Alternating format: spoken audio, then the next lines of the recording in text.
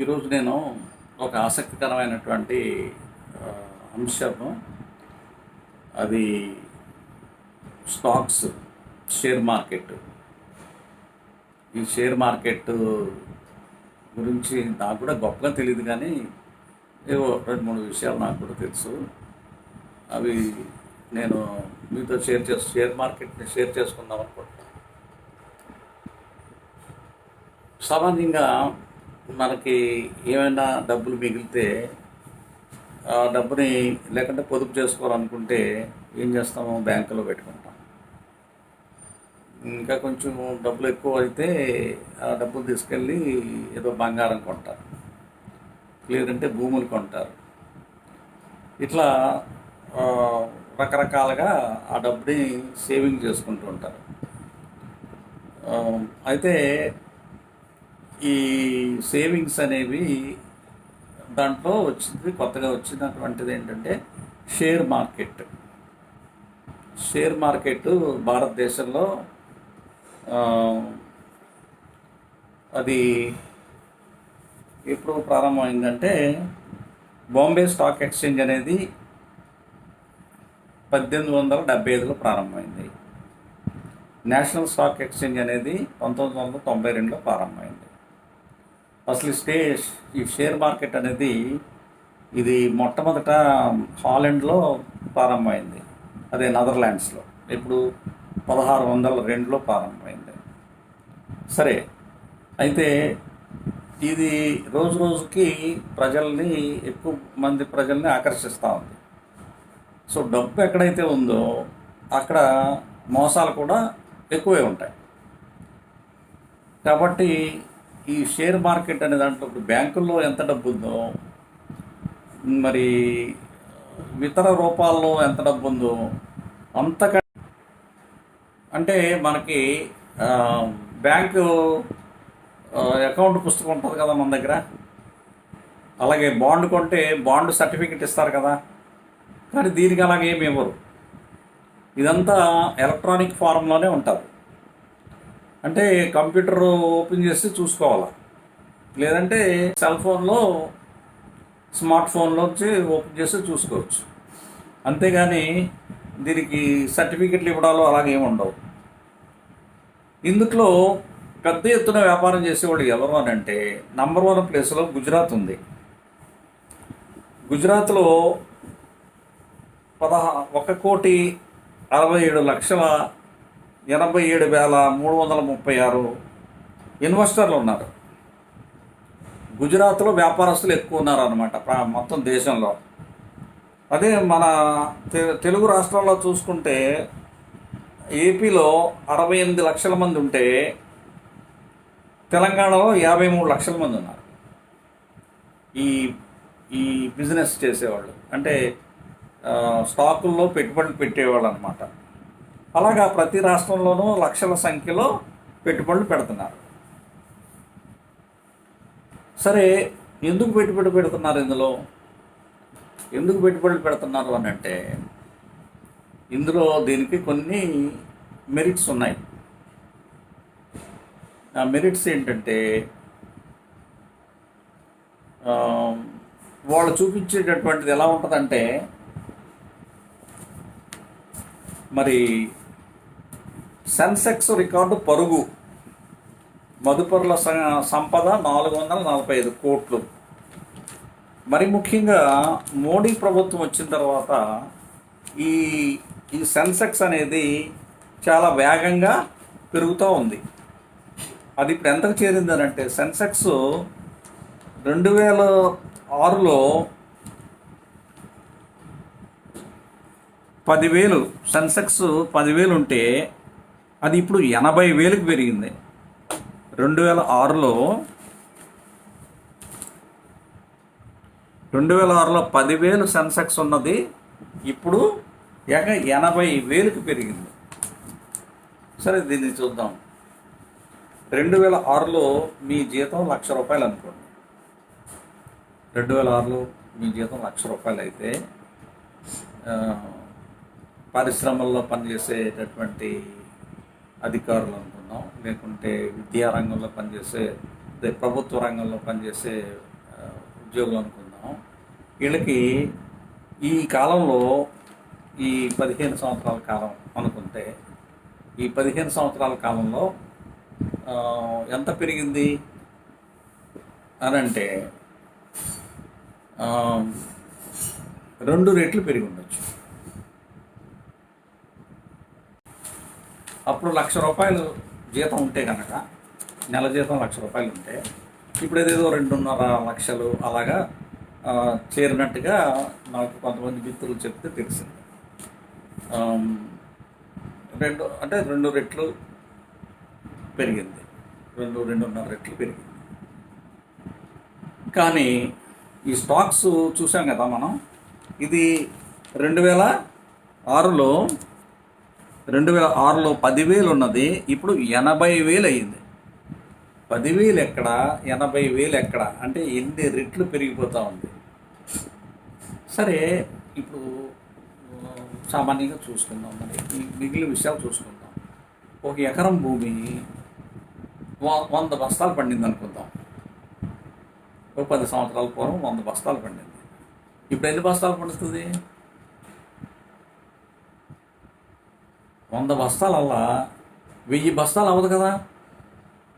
100 బస్తాలు పండే భూమి మీద నువ్వు ఎరువులు, లేకపోతే పురుగుల మందులు, కొత్త రకాలైనటువంటి విత్తనాలు, ఇలాంటివన్నీ కూడా పెట్టుకొని వ్యవసాయం చేస్తే కూడా నీకు 100 కాస్త 120, 130 అవుతుంది. కానీ అది 100,000 అవ్వదు.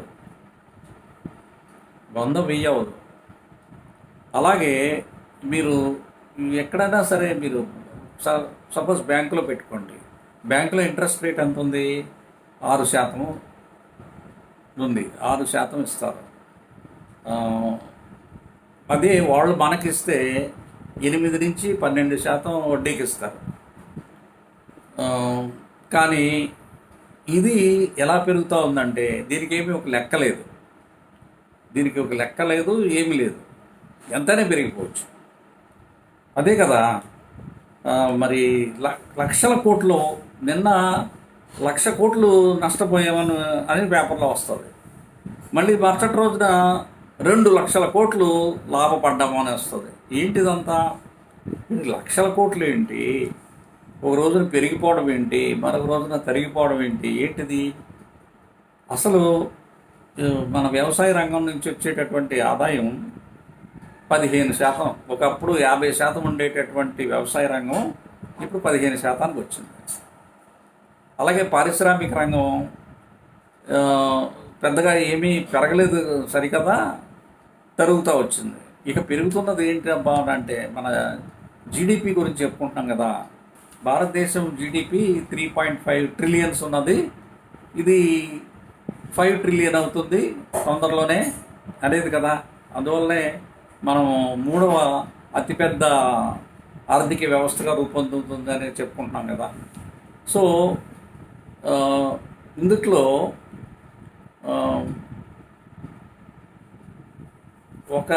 ఒక ట్రిలియన్ పెరగాలి అని అంటే అదేం చిన్న విషయం కాదు. 1 ట్రిలియన్ పెరగాలని అంటే చిన్న విషయం కాదు.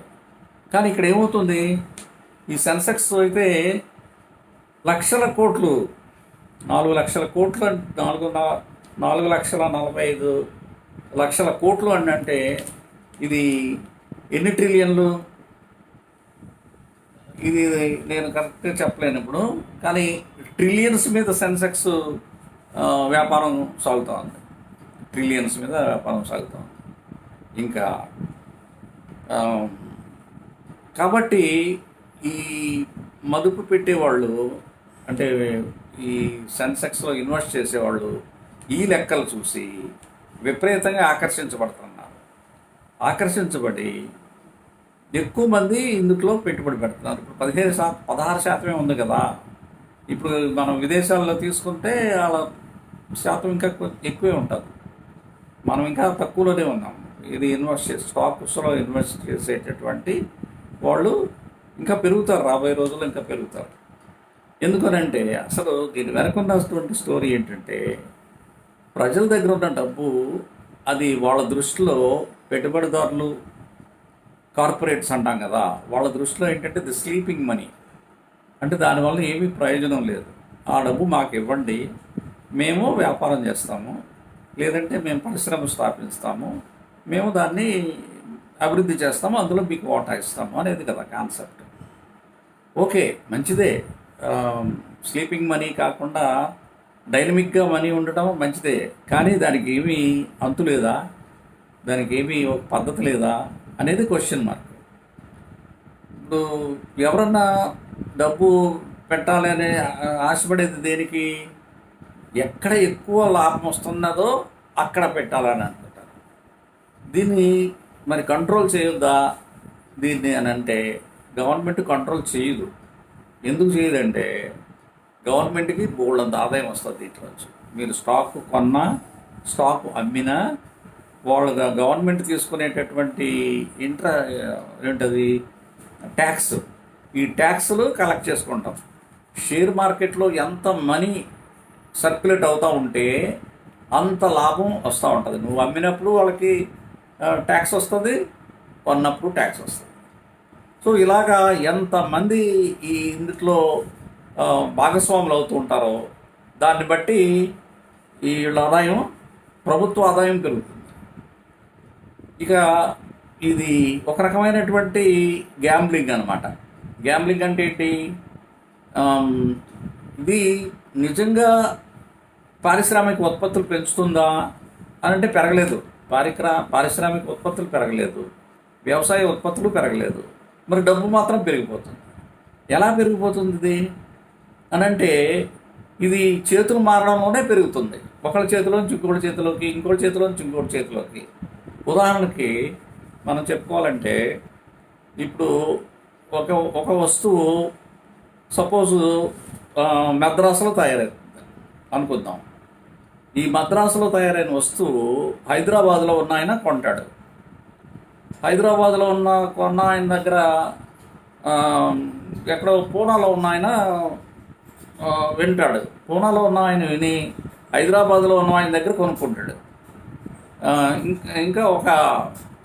ఇంకొక పెంచుకొని ఆయన వాటా ఆయన తీసుకుంటాడు, పర్సంటేజ్ ఆయన తీసుకుంటాడు.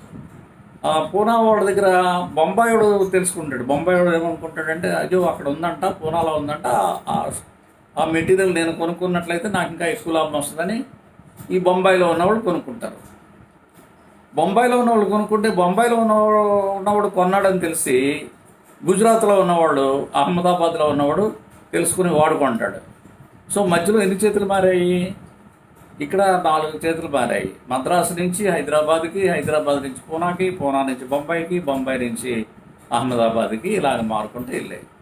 సో ఎన్ని చేతులు మారితే అంత అది ఖరీదు ఆ విధంగా పెరిగిపోతూ ఉంటుంది. ఇకపోతే మధ్యలో ఉన్నవాడు వీడు ప్రొడ్యూసరు కాదు, కన్జ్యూమర్ కాదు, అంతే కదా. తయారైంది మెడ్రాస్లో కదా, దాని వినియోగదారుడేమో అహ్మదాబాద్లో ఉన్నాడు కదా. ఈ మధ్యలో ఉన్నవాళ్ళు ఎవరు? అంటే మనీ చేంజర్స్. ఈ మనీని కాగితాల మీదే ఉంటుంది. ఎందుకంటే ప్రోడక్ట్ అక్కడే ఉంటుంది, మెడ్రాస్లోనే ఉంటుంది, కానీ కాగితాలు మార్చుకుని డబ్బు సంపాదించుకుంటారు. సో వీళ్ళే పేపర్ కటింగ్ బ్రోకర్స్ అనే పేరు వచ్చింది వాళ్ళకి. అంటే వీళ్ళకి డబ్బు ఉండక్కర్లేదు వాళ్ళ దగ్గర, వాళ్ళు దాన్ని అమ్మకం చేయాలి, కాగితాలు అమ్మి డబ్బు సంపాదిస్తారు. సో ఈ విధమైనటువంటి వ్యాపారం ఇప్పుడు చాలా పెద్ద ఎత్తున సాగుతుంది. అదే స్టాక్ మార్కెట్ వ్యాపారం. సో వీళ్ళ దగ్గర ప్రజల దగ్గర ఉండేటటువంటి డబ్బంతా తీసుకెళ్ళి ఈ పెట్టుబడిదారుల దగ్గరికి వెళ్ళి, కార్పొరేట్స్ అంటారు, కార్పొరేట్స్ దగ్గరికి వెళ్ళి, అంటే పెట్టుబడిదారులు అనే దానికి క్యాపిటలిస్ట్ అనే పదం అంత ఎందుకో మరి ఈ మధ్య వాడట్లేదు ఎక్కువ, వాళ్ళని కార్పొరేట్స్ అంటారు. ఈ కార్పొరేట్ల దగ్గరికి వెళ్ళి వాళ్ళు దాన్ని రకరకాలుగా పద్ధతుల్లో ఇన్వెస్ట్మెంట్ చేసి ఆ డబ్బుని మల్టిప్లై చేస్తారు. అంటే డబ్బే మల్టిప్లై అవుతుంది. డబ్బులు చేతులు డబ్బు అంటే డబ్బు కూడా కాదు, కాగితాలు అంటే కాగితాలు కూడా కాదు. ఇదంతా కంప్యూటర్లో చేసుకునే పనే. సో కంప్యూటర్లో దగ్గర కూర్చొని వీళ్ళు అమ్మినట్టు కంప్యూటర్లో చూపిస్తుంది, కొన్నట్టు కంప్యూటర్లో చూపిస్తుంది. ఈ విధంగా చూపించి చాలా డబ్బు గడించేటటువంటి వాళ్ళు తయారయ్యారు. దీని మూలంగా వచ్చేటటువంటి పరిణామాలు ఏంటి అని మనం ఆలోచిస్తే, ఒక రైతు దగ్గరికి వెళ్ళి అడగండి, రైతు బాబు నీకు ఎంత లాభం వచ్చింది అని అడగండి. ఒక 2 ఎకరాలు 3 ఎకరాలు ఉన్నటువంటి ఒక రైతుని అడిగితే, ఆ రైతు నాకేమీ లాభం రాలేదండి, నాకు ఖర్చులు వస్తే చాలు అనే పద్ధతిలో మాట్లాడతాడు. ఒకవేళ లాభమే వచ్చిందనుకోండి, లాభం వస్తే ఫర్ ఎగ్జాంపుల్ లాస్ట్ ఇయర్ 50 బస్తాలు, ఎకరం 50 బస్తాలు లేదంటే 50-70 బస్తాలు పండిన భూమి ఈ ఏడాది ఒక 10 బస్తాలు అదనంగా పండింది. దాని మూలంగా అతనికి వచ్చిన ఆదాయము కేవలం 10% పెరుగుతుంది, లేదంటే 20% పెరుగుతుంది. అంతేగాని 100% పెరగదు కదా, దానికి రెట్టింపు అయితే అవ్వదు కదా. రెట్టింపు కాదు, ఎన్నో రెట్లు పెరిగిపోతుంది కదా. అలాగే పారిశ్రామిక ఉత్పత్తులు పెరగడం లేదు, వ్యవసాయ ఉత్పత్తులు పెరగడం లేదు, కానీ డబ్బు మాత్రం పెరిగిపోతుంది. అంటే ఈ డబ్బు రియల్ డబ్బు కాదు. ఈ డబ్బు అంతా ఏంటంటే దీన్నే బబుల్ అంటున్నారు. ఇది బబుల్ అంటే బుడగ. ఈ బుడగ ఎప్పుడు పేలిపోతుందో తెలియదు అనేది ఈ శాస్త్రజ్ఞులు, ఆర్థిక శాస్త్రవేత్తలు వాళ్ళు చెప్పేటటువంటి మాటలు. అయితే నిజమైనటువంటి ఉత్పత్తులు పెరిగే వరకు, నిజమైన వ్యవసాయ ఉత్పత్తులు పెరిగే వరకు, నిజమైన పారిశ్రామిక ఉత్పత్తులు పెరిగే వరకు కేవలము ఈ డబ్బుని చేతులు మార్చే వ్యాపారం వలన మాత్రమే దేశం అభివృద్ధి చెందుతుందనే మాట ఇది కళ్ళ. ఇది తప్పుడు వ్యవహారం. ఇంకో వాదం కూడా ఉంది. ఇంకో వాదం ఏంటంటే, అవును మీరు దోచుకుంటున్నారు, మీరు దోచుకున్నటువంటి డబ్బు మీరు మాత్రం ఎందుకు దోచుకోవాలి, మాకు కూడా వాటా ఇవ్వండి, మీరు ఒకళ్ళే ఎందుకు తినాలి, మేము కూడా తింటాం కదా అనేటటువంటి వాదం. ఈ షేర్ అనేది అలాగే వచ్చింది. ఇంత మునుపు పెట్టుబడిదారులు వాళ్ళ వ్యవహారాలు ఏంటో ఎవరికి ఏమీ తెలిసేవి కాదు.